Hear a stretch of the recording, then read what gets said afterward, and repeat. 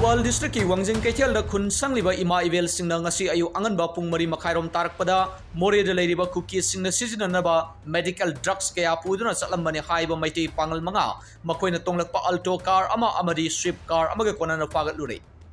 matung asigumba thawa si tawdananaba pangal furup ki CSO sing sharuk yaduna wakal taminarba matung makoi manga adu thadokre hairi medical drugs ka konana pagatluraba miyoi sing aduri lilong hauta bidagi MD Abdul Samad sahi nipuganitoi apokpa MD Abdul Hakim amadi maki loinabi Samirun Nessa makoi anina alto car MN04A 8813 da tungduna lakpane aduga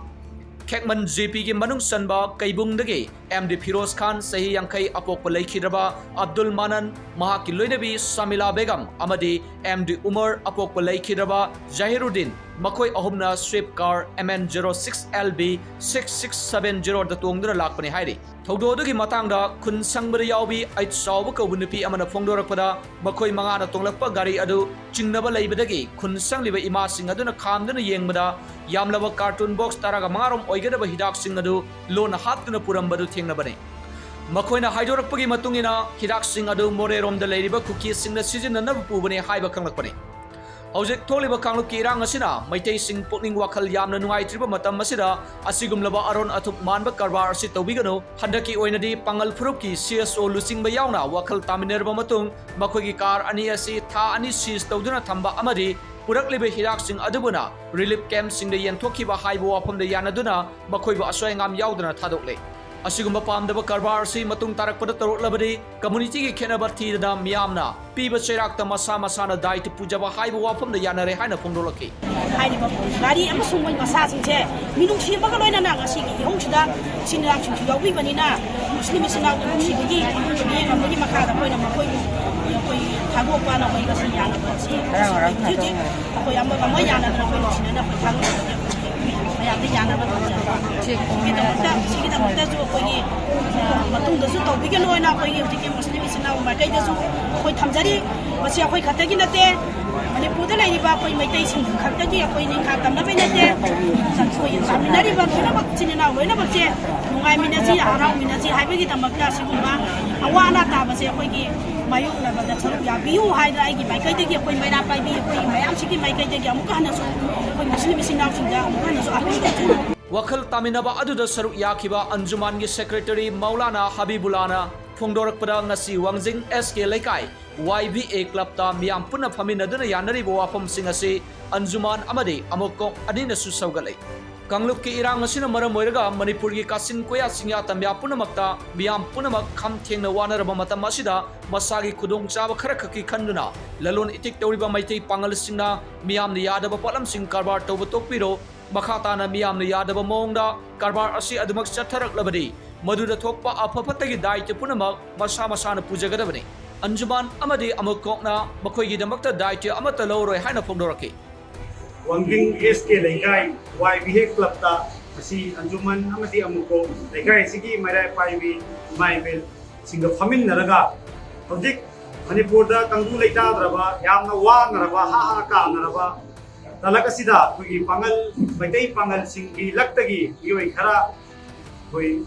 medical gi item sing unauthorized oi bomda Purambadagi namasida phaduna mau pirapadi mamda laga famin najabani Kasi famin na ba sida koi Laikai sigi club ki naharon chilinau sing amadi mera pai bigi maibel cheminem pai puna baka famin na duna koi wakhan taminare haire warep sing asi lominare warep sing adudi kari gumba Manipur gi kajin koya jingya tamyada wa raba tanza sida masai kudong jaba khara gi damakta lalore tik tawriba maitai pangan sing laktagi niom lanna tawriba sing adu ngasi dagi ti lepiro makhata ba mungana tawbi garo karigumba makhata na usit thoi dadana hairibo pharmacy on kaini bada lakada ragadi maduda thorakpa afatagi daita nasa nasa na pujagata bani amukokna anjumanna karigumba makhala madigi madugi daita pujaba ngamjararoi aduga leminari ba actually now community khudima ekoi nungsi chana punamak leminasi aduga masa masa gi selfish kharagi damakta business tawriba natta oidaba karma tawriba khudingmak khudakti lepiro ekoi khudingmak nusi chana na pamuna na ekoi punna hingmin nasi haiba pharmacy anjuman secretary Maulana Habibullah ki maikai degi ma apuna mukta affiliation stoke Amako ki mihut ataw rahman na phongdorakpada maitai pangal kharna asiguma pamdaba karbar asi tawbigano haina kyarak hairabasu amadi kyarak pharabasu ngasisu adumak chatharakpa si laibak thibani maitai phuramna puksel yamna chawbadagi ngasi fawba makoi bu ngakpiduna lakliba se apen ma phongdoksari karigumda pangal furup ki maraktagi asigumba miyamna pamdaba karbar asi makhatana tawba yawraklabadi amadi kuki singda hural lanada pot yonana bahona ramba yawrabadi madura tholakpa pamdaba thodok singda pangal siaso singna kangkhatpa tawroi haina phongdoraki haiba tabi phom asmata da thokriba thodo se yamna thani na thoni manti pangan singi mai kai dagi sumba hanjin maran kaya lamjarakpa masida ngasi wanging SK lekai tanataba atopa mafam kaya dasu masigumna mathodok si thokre adubo maitai ichilinaw singi yamna broad loiba minded yam minungsi chawba ima ibel paira paipian di club association organization gi kuchin chawbu duna maram oiradana ngasi khoba karigum pam khoba tek da kaidana masa gi oyim da langi bang atani ai koisu matung tawraroi haiba tuda amuko kamadi ate CSO singna daita lawro thado halapani adubo ngasi dagi di masigumba aikoi gyan juman gi secretary na hai biba sigumna amuko ki site tagi su pangan singna karigumba aikoi gi inimini aikoi gi yanna bani aikoi ga lan thingnari bani na leiriba makoi du de x oi hanba yaba pot hek pujin nama matamda mafam amade hek ta phaba matamda makoi da piring badan di bi hibda aikoi pangan kunai na yare hai bo pamti tamjani